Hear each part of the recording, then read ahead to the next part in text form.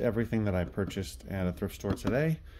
I go on Tuesdays usually, and here it is. So it's everything, or usually at this thrift store, they don't have books. So I usually walk away with DVDs, Blu-rays, sometimes CDs, sometimes VHS tapes, and occasionally video games and records.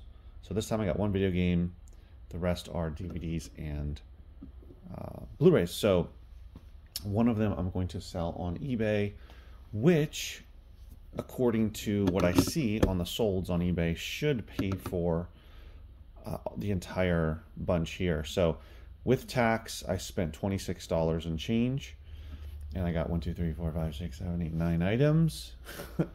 And the rest of them are going to go in my store, which, if you're new to my channel, is right here. I have a store in Southern California, 510 Books, and I have lots, aside from books, of course, I have lots of CDs, records, video games, DVDs, Blu-rays, and some VHS tapes as well. So I add new inventory to the store. Now, the one I'm going to sell online is this one here. It is called Winston, which I've never seen before. Winston Churchill, The Wilderness Years, 1929, 1939. It's got 2 DVDs. This was, of course, as you can see, well, it says rental there, but it was, oh no, it was a rental. I was thinking it was from the library. They have really messed this up. I mean, they didn't mess it up, but they added a bunch of stickers. They even wrote on the top of the discs, but the discs are in good shape, thankfully. And the artwork is intact. It just has a bunch of stickers on it. But this one is selling kind of in a range of, I'm going to list mine for $41.99 plus shipping, taking offers with 5% promotion rate. And it's selling over 20 bucks, but all the way up to $50. But most of them are in the like 30 to 40 range. I'd say like 25 to 40 range. So even if I get an offer and I sell it for 35, even if I sell it for 30 after fees and everything, that'll almost pay for the $26 that I spent on everything. And then I just need to sell one more item here to cover it. So I'm always excited when one item can either pay entirely for a thrift haul or any sort of sourcing haul, or almost pay for everything. That's always exciting. And really what I recommend is that if you can find that one higher value item that can pay for everything, so that all the rest of it is profit, that is pretty awesome. So if you look at all of them, so I spent $26 on them. That one there, depending on whether it goes for 30, 35, or what I'm asking, should cover the 26. And then the rest of the items, the other 8, are going in my store, and gross, they're going to be, or the total, what I'm going to sell for them in the store is going to be about 45 bucks, 45 bucks. So should be a nice haul, just to let you know kind of where I am with that. I'm always trying to make double, if not triple my money on these kind of hauls. And for me, it's more important that, of course, I'm going to make money. I'm not going to lose money. That doesn't make sense. Why would I do that? I don't recommend anyone doing that, whether you're selling on eBay, Amazon, or you have a store set up. But I'm always looking at the prices on eBay to see, you know, what I can price it based on that. And sometimes on Amazon as well, depending on what the item is. So as an example, the dodgeball one here, I'm going to sell for $5, but I got it for, what do you call it, $3. So anyway, the profit's there. So remember, though, as I go through these, that one item should pay for most of it once it sells. And I feel confident that should sell pretty quickly. Quickly as in like within the next month at least, if not within the next few days or weeks. The reason why also is because the prices right now, the lowest one of this version, I believe there's other ones, or at least they say Wilderness Years, but they have a different cover, but this one's a little more rare. The lowest one is about like 35 bucks, but they're not taking any offers. The only one taking offers is a much higher price. So I am the lowest price taking offers. There's one that's going for 40 bucks taking offers, but the shipping is like 20 because it's out of the country. It's from like Australia or something like that. So take that into consideration when you're pricing things on eBay. Is if no one else is taking offers and you take offers and your price is competitive, or if not the lowest, you're probably going to get that next sale. So, and then I have Django Django Unchained, which is not only the Blu-ray, but is a steel box. If you're not familiar with steel box, they're literally steel box with plastic inside, of course.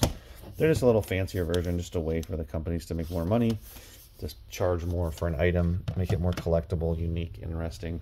I don't come across too many steel books, but they go for more money. That one I'm going to sell for $8 in the store. And that has 3 discs, if you're looking for that one. Downton Abbey, A New Era, Collector's Edition, and it's got the Blu-ray, DVD, and the jewel code. Also, though, this thing is still sealed, so I'm going to sell it for $7 in the store. This one is multi-movies. So it's got Dusted On 2, Dusted On 3, and then Full Tilt Boogie, which I've never heard of. But I'm going to list this one, or sell this one for $8 in the store. That one you could sell on eBay. The lowest price is around $14. You could probably get that on eBay as well. And then Ray Donovan. I've never had any of Ray Donovan's series or seasons in my store. This is one of my favorite shows, recent shows in the last 10 years. And I actually might watch this before I put it out because I haven't seen the first season in quite a while. Great show if you haven't seen it, if you're into those kind of shows. That I believe is a Showtime. Yeah, Showtime show. That'll just go for $3 in my store. Rodney Dangerfield, No Respect. $7 in the store. This one's going for around $14 and up on eBay. 3 DVDs in that one. That's a good one. You could flip that one if you can get it for pretty cheap for a couple of bucks and still make a nice, 4 times your money.